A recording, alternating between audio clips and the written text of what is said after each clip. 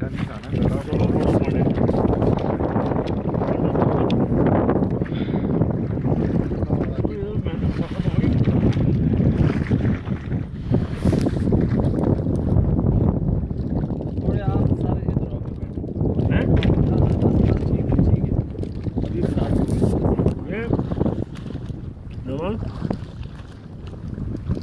बिल्कुल मना हाँ